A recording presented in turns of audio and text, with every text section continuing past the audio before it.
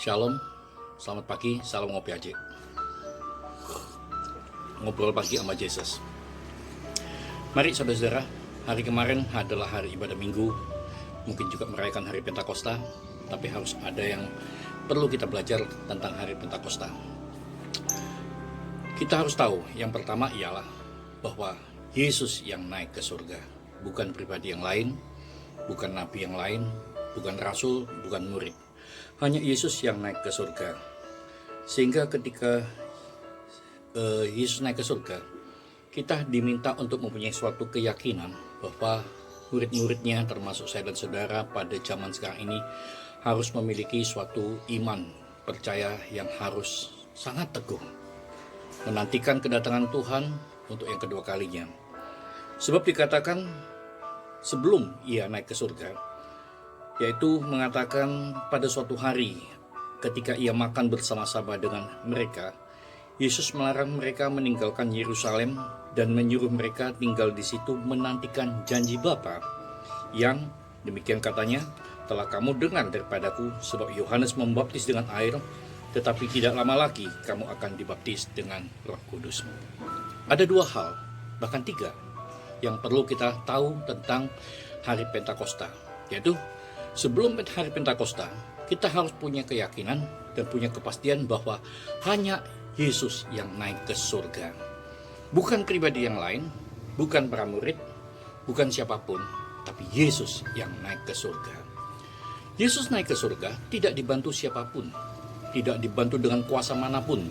Ia naik ke surga dengan kuasanya sendiri, dengan tujuan yang sangat pasti. Saudara-saudara, apa tujuannya yang pasti? Yaitu supaya orang percaya semakin teguh kepada janji Tuhan. Supaya orang percaya tidak bergantung dengan fisik, secara fisik akan tubuh Kristus, tapi akan kekuasaan Kristus yang luar biasa untuk kehidupan yang kekal.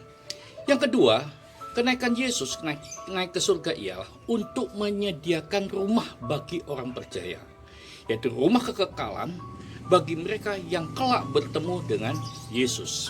Saudara-saudara, sebab itu dalam Injil Yohanes pasal 14, saudara, dikatakan, aku menyediakan tempat, jangan berduka, saudara-saudara.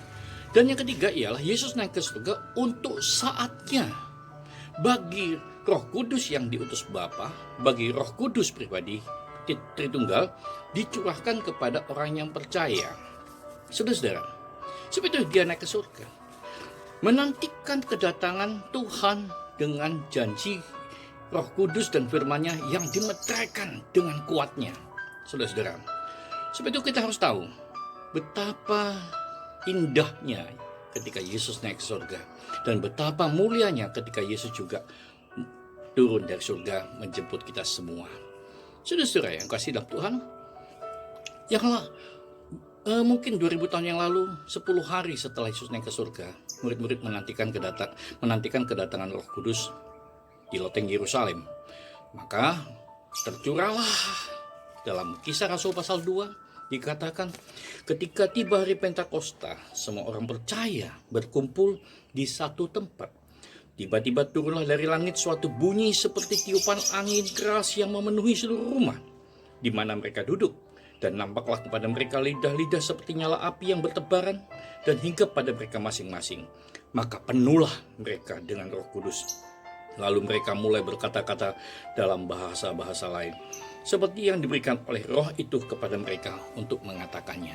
Sering dikasih Tuhan, ketika Yesus naik ke surga, 10 hari murid-murid menantikan di loteng Yerusalem, Roh Kudus dicurahkan kepada para murid. Yang pertama tadi, Yesus, pribadi Yesus yang naik ke surga. Sekarang yang kedua ialah pribadi Roh Kudus yang turun di atas orang percaya. Bukan roh yang lain, tapi adalah roh yang diutus oleh Tuhan, roh penghibur, roh kebenaran, roh yang meyakinkan akan Kristus yang sudah menebus orang percaya, meyakinkan kebenaran yang disampaikan oleh para rasul tentang Injil Kristus yang menyelamatkan. Nah, saudara-saudara, sebab itu ketika Roh Kudus dicurahkan, mereka yang susah dihiburkan, mereka yang lemah dikuatkan, mereka yang tidak mengerti tentang kebenaran diberitakan tentang kebenaran. Nah, saudara-saudara, dan juga roh itu meyakinkan tentang kehidupan kekal, memeteraikan segala berita firman Tuhan, supaya orang percaya semakin teguh pada firman Tuhan. Apakah kita perlu menantikan juga Roh Kudus?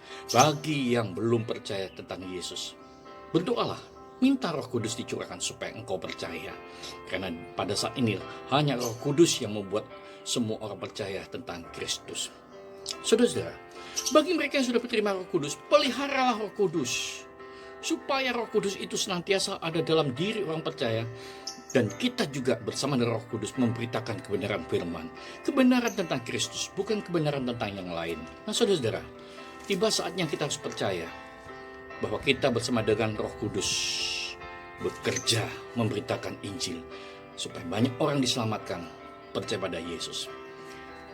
Lalu yang ketiga, yang terakhir ialah ketika kita memiliki iman bahwa Yesus yang naik ke surga, Roh Kudus yang turun di atas orang percaya, Roh Kudus yang turun di atas saya dan saudara.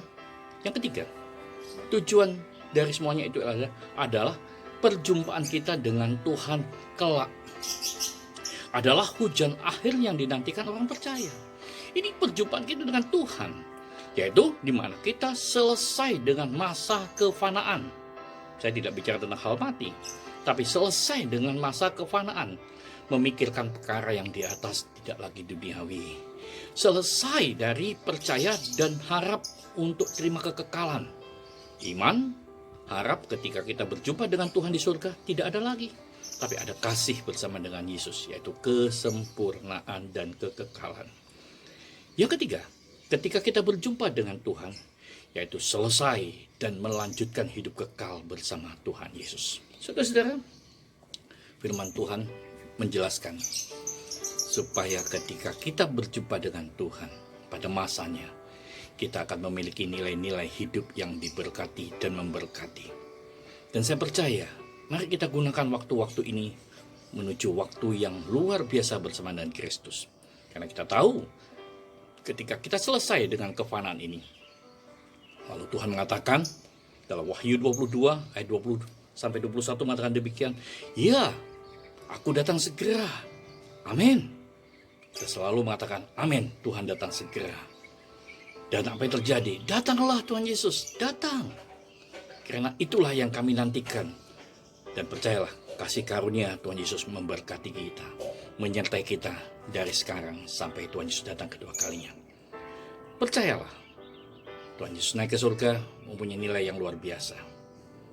Ketika Roh Kudus dicurahkan, mempunyai nilai yang kesempurnaan.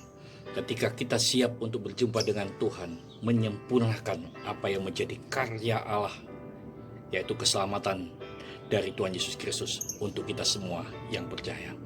Tuhan Yesus memberkati kita. Mari kita berdoa. Bapa, buat kami percaya di dalam nama Tuhan Yesus, bahwa Engkau naik ke surga, Engkau mencurahkan Roh Kudus dan membuat kami teguh. Ketika kami bersama-sama menjalani hidup ini, kami tahu kami tinggal menantikan bagaimana kami berjumpa dengan Tuhan menjadi indah. Dan kami tahu kami akan senantiasa ditolong Tuhan. Roh Kudus, pimpinlah kami untuk mengerti kebenaran-Mu, pimpinlah kami untuk menyadari bagaimana kami hidup untuk menyenangkan Tuhan. Terima kasih Tuhan Yesus, terima kasih. Berkati kami. Di dalam nama Tuhan Yesus, berkati gereja-Mu, berkati jemaat-Mu, berkati semua orang percaya, berkati bangsa Indonesia, berkati kota Surabaya, berkati kota-kota di mana kami tinggal. Karena kami percaya oleh Roh-Mu, yaitu Roh Kudus, akan menguatkan kami semuanya. Terima kasih Tuhan. Dalam nama Tuhan Yesus. Amin. Salam Kopi Aceh, Tuhan Yesus memberkati.